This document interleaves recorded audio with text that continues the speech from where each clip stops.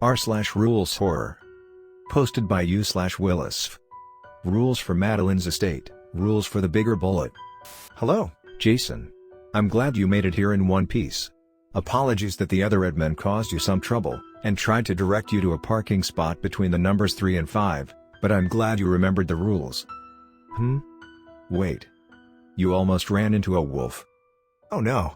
Please follow me right now, I need to get preparations set up for you before he comes. Please stay in this room for now, I will go get the necessary items for you. In the meantime, please read over this list of rules. Rules for surviving Arakan, pronounced Arakan. Hello dear guest, if you are reading this list of rules, it means you ran across a wolf on your way to my estate. Remember how I said that you dodged a bullet, but got a bigger one coming your way? Well, Arakan is that bigger bullet. He is the leader of all the wolves that live near my estate, and unfortunately, his bite is as worse as his bark. Standing at 9 feet tall, he's a werewolf with coarse gray fur, blood-red eyes, and long claws protruding from his fingers. He cares for, and looks after the wolves, as these wolves have a heightened sensitivity to sound and light, to the point where it could cause damage to their ears and eyes. The last time somebody tried to hurt one of his wolves, well, let's just say his eyes weren't the only thing that was blood-red. Now, here is what you'll need to do to survive. 1. You have been taken into a prayer room. It has religious symbols, items, and sigils that cover the walls of this room. Please do not move, touch, or alter them in any way. This room is one of the safest rooms to be in when you have broken a rule, and are in danger. Please do not leave this room until I return. Worst case scenario, you'll have to stay in there for a while and pray the door doesn't give in. 1a. If you do accidentally move, touch, or alter anything in the room, then please go into my bedroom immediately. It's another safe room.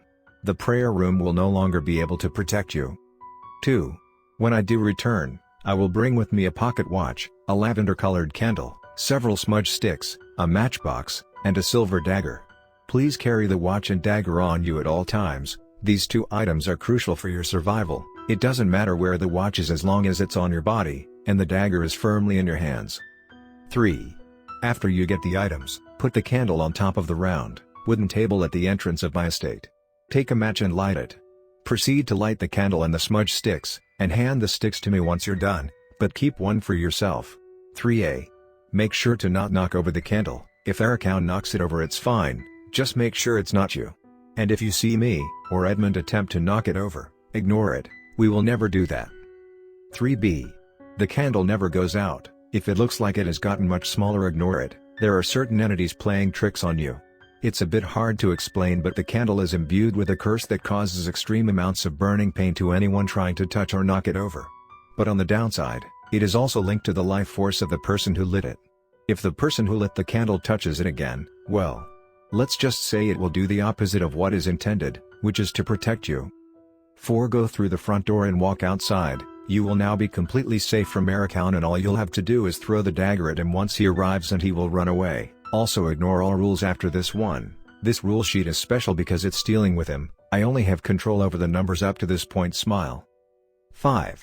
Now run around the inside of my estate, waving the stick as you go through the halls and into every room. Edmund and I will do the same. This is to set the place up for his arrival. Make sure to leave the doors open. 5a. When I say every room, I mean every room except that one room. You know the one. Do not open it, do not go inside it. 6. Depending on when you saw that wolf and how long it took to report back to Arakan, he may arrive before we finish covering the entire place in the scent of the sticks. That is okay, just be extra cautious and stay in areas that have the scent. 7. When you hear the grandfather clock chime, come back to where the candle is as soon as you can. Edmund and I will be there too. The clock is signaling that Arakan will be arriving very soon. 8. When Arakan arrives, he will burst through the front doors. Edmund has already set up traps there that will delay him. You on the other hand must run around my estate while Arakan chases you. You may use any furniture or object to impede him, and you may go into any room that has the scent. The sticks we've burnt make him groggy, but also gives him a feeling similar to that of chain-smoking cigarettes without the nicotine, so the longer he has to chase you, the weaker he becomes. Don't worry, the scent won't affect you at all. 9. If at any point Arakan somehow knocked over your candle, he will scream in pain and thrash about. If you're lucky enough to have this happen, you may move on to Rule 12 after he's done thrashing. 10. Erakan is quite fast, fast enough to compete with high-end sports cars, and has the strength to boot. But the traps, the stick, and the pocket watch you have slows him down. The pocket watch itself has the ability to slow down time around you, so while he may have the ability to move as fast as a car, you see him moving slower. That is why it's crucial to keep it on you at all times. 10a. Erakan will sometimes try to lunge at you. He will indicate this by growling for a few seconds. If you hear it, duck out of the way. 10b. If you drop the pocket watch at any point, I'm very sorry, you won't have enough time to react before he catches up to you. 11.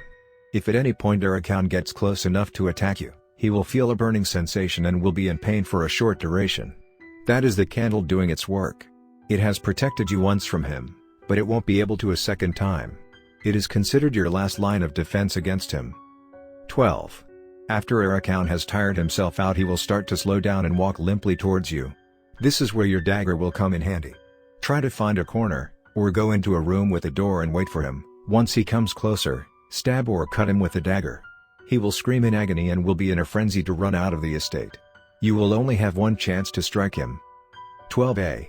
If you miss with the dagger, or have it get knocked out of your hand, then I hope you haven't used up your candle, otherwise I'm very sorry. He would be too close at that point to run away, or to try again with the dagger. The scent may have weakened him, but his reflexes will still be faster than yours. 12b. Don't try to use the dagger until you see him limping, and moving visibly slower. His reflexes would still be too quick for you before this point. 13. Don't worry about any of the other rules regarding my estate. When Erakan is here, all other rules are exempt. Except for that one rule. That one rule that must always be followed no matter the circumstances.